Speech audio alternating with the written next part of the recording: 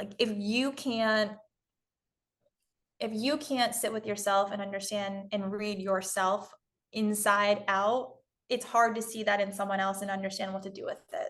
Mm, So I think it's like it starts with you. You need to understand and learn how to read yourself. Therefore, when you sit in front of someone like yourself, mhm, I can understand and see you from a different perspective, a different light, because I mm, see myself that way. mm. Yeah, that's such an interesting way to say it. Like there's a skill, there's a muscle, there's like a I don't even know what to call it. That it's just understanding humans, right? And who better to start with than yourself? But like once you have that ability to understand, and there's all sorts of words we could put around it, which aren't the wrong words, but they can like to be able to see where ego's coming in, to be able to see where fear is coming in, Yeah. insecurity. Like if you can understand that in yourself, then you know what it looks like. Like you have a map that you can kind of look at and be like, oh, I see that in that person. It Yeah. can be tricky sometimes. You and I have talked about this too. Like you can see it wrong, I would assume, right? Like it's easy. It might be that in you it looks a certain way, and the other person it looks different. How much of a responsibility do you feel in that, given that that's such a big part of your life, of the business, is trying to see people to get it right, to trust that you're seeing it the way that it actually is? Mm, yeah. I don't think that anyone can say that they always see it 100%. I think there's your own perception mixed in with what you believe is true. Mm, But like part of it is you can see or feel something and you can follow that thread. Like you have an instinct to go there and you're like, like why does that want to surface? Like what about what they said or the way they acted feels true? And then you just kind of trust that you're onto something. I think there's a critical thinking exercise that happens in the it's this direction, but I'm not sure what it really means. mm, It's like you don't just blindly trust your intuition. I think you let it guide you and then your brain clicks on and you're like, what about this? Like, let me critically think, take the context, take the nuance, and then make a decision. mm, Such a good way. But I say the phrase sometimes, being like ferociously open-minded, but ferociously skeptical at the same time. And I think that's kind of in line with what you're saying. Like it's not one or the other. You have to be open-minded and feel it where it's taking you, but you Yeah. can't just blindly be led by that. You have to like you said, put that critical thinking on.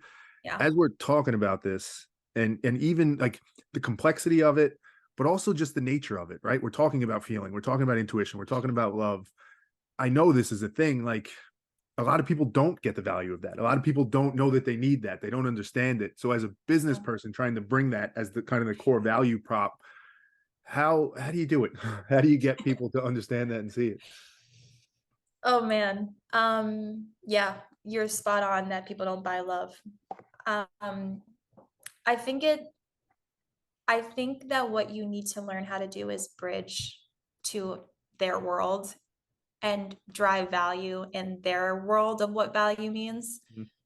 And I think the X factor of why people love to work with us, why people come back is all the subtleties that we bring. The it just feels natural to work with this person. I just feel seen when I'm in their presence.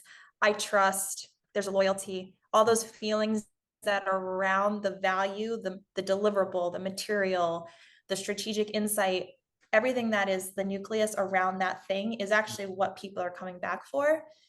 But you earn the right to play through the actual tangible value that you drive in their version of value. Mm, So you mm, can't just come in with love. It's like, no, you're here to solve a business problem and they are loyal and trust and are here with you because of everything else that you are. mm, And you got to do both. mm. Does that frustrate you at all? I know it's been a journey, right? What are we at? 5 years now, almost that you've been doing it. Is it five? Yeah, five Going on five? years. Almost. Like as you think about that and you've had to learn the lesson that you can't just sell love, right? You can't just come completely like I get that Yeah. completely, like pragmatically. Is there a Yeah. part of you though when you're honest with it where it's like that's so frustrating? Like why can't I just sell love? Like why can't it just be this way? Because you know the value of it, right? You understand what it is there any frustration in that? I think maybe when I first started, I was like a purist in the sense of like I sold purpose, I sold culture. But what's real is that everyone has a different perspective of what love means and what love is and what value is and what service is. And I realized that it's actually not about me feeling good all the time. It's about, do they feel I've given service? right? It's about them. If you're actually in a state of love, it's not about you. That I've realized quickly that I'm not here to just solve the pure problems that I believe are for me. I'm here to solve where people need me to play. I'm here to serve the problems that are called for me to serve. Like I flipped the script. It's not about me and being a purist. It's more about serving people who need me. Well, in And some ways, that's like yeah. that's even more of a purist in some ways, right? Like if it is love, right? Like not Yeah. just saying that to say it, but it's No, like I get where you're you're going. willing to sacrifice what you actually thought it was for what it actually is in some what love really means in terms of being in service to somebody else. You were like, I'll go do that then if that's what it has to be to get to this outcome that I think we want to get to. In some Yeah. ways, like you're staying very pure to it, even at your own, to what is a little less natural to you. What's that piece of it? Like what even brought you to this point to feel like I'm gonna do this in the business world? I'm gonna create a business. I'm gonna take that approach to it. Because you could express love in the world lots of different ways. And even as we Yeah. just talked about, right? The business world maybe is the hardest place to express it. Yeah. Why go there? Why go to that place? Mm. So when I was in college, I didn't know what I wanted to major in. And I had a teacher who was like, well, what do you want to do with your life? And I was like, I honestly just want world peace. Were you And he just was saying like, that or did you mean it at the no, time? I was like fully embodied, like I want world peace. Like, what do Yeah. I got to do to help people like be peaceful? And he was like, then you need to go where the power is. And I was like, what does that mean? And he said, if you don't know what you want to study money, study finance, because people who can actually make an influence on world peace are people who are in positions of power, who are focused on money. Hmm.